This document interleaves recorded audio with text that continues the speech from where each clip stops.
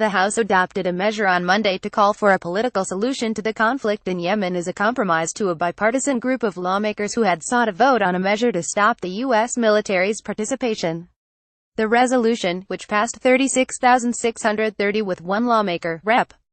JohnsonHenry Hank C. JohnsonLawmaker apologizes for comparing Israeli settlers to termites. Dem lawmakers press Academy over all-white Oscars. Black lawmakers back disruptions of Sanders. Democrats events MORE DGa. Voting present denounces the targeting of civilian populations in Yemen and calls on all parties involved to increase efforts to adopt all necessary and appropriate measures to prevent civilian casualties and increase humanitarian access. Rep.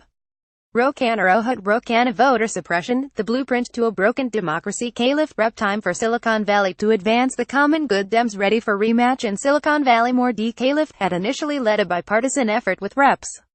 Mark Pocan. Democratic lawmaker has triple bypass. We will fight for our dreamers. Congress faces a crucial test on war powers. MORE DWIs. Thomas Massey. Thomas Harold Massey. Hill's whip list where Republicans stand on tax reform bill. GOP chairman fundraising for conservative House member. GOP rep proposes allowing lawmakers to carry guns after baseball shooting. MORE RKY. And Walter Beeman Jones. Overnight cybersecurity. Manafort Gates to remain under house arrest. Mueller said to be closing in on Flynn. Hackback bill gains steam. Election security gets attention from DHS. Hackback bill picks up new co-sponsors. Two GOP lawmakers say they didn't mean to be on brief against gerrymandering. MORE RNC. To push a vote on a resolution to end the U.S. military's involvement in the war against the Houthis in Yemen.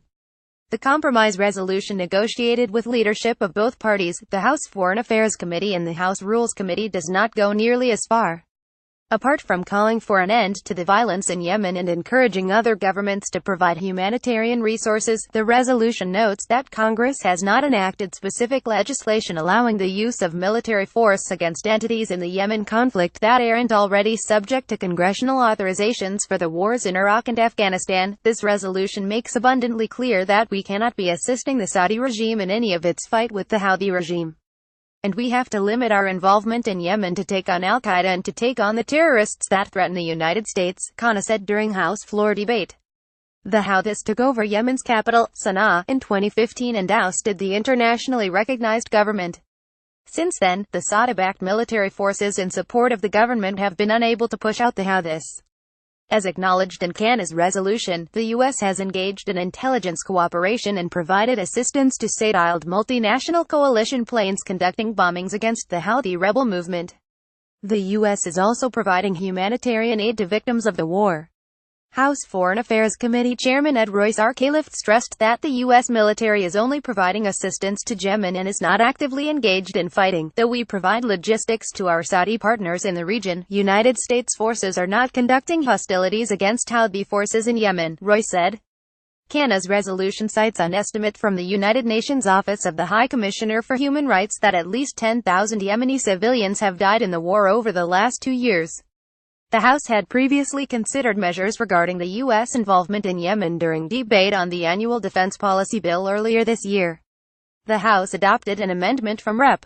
Rick Michael Nolan Forest Service deeply concerned about Minnesota mining project. Dem bill would cut lawmaker pay during shutdowns. Dem opposed spending bill due to Postal Service policies. MORE DMINN to the defense policy legislation in July that would prohibit the use of funds to deploy members of the armed forces to participate in Yemen's civil war. Another amendment from Rep. Warren Davidson wherein Earl Davidson votes to reevaluate funding applications rejected for formatting errors. MORE Ohio would block the use of funds for military operations in Yemen outside the jurisdiction of the 2001 authorization of military force for the war in Afghanistan. Both amendments were adopted by voice vote. Lawmakers in both parties have pushed for revising the authorizations of military force in Afghanistan and Iraq that have since expanded to other conflicts over the past nearly 2 decades. Under the War Powers Resolution, Congress can direct U.S. military forces to be removed from a country if there is not an official declaration of war. In 2015, Reps. Jim McGovern D. Mass Barbara Jean Lee Way will fight for our dreamers. House Democrat doubles down on calling Kelly extremist over immigration. Dem on John Kelly. Trump putting extremist in White House. MORE DGa. Caliph and Jones pushed a vote on a resolution to withdraw troops abroad fighting the Islamic State in Iraq and Syria (ISIS) given the lack of a formal congressional authorization for military action against the terrorist group. but a bipartisan majority in the House voted to reject the resolution, warning that abruptly moving to withdraw troops amid escalating violence in the region would undermine U.S. military strategy.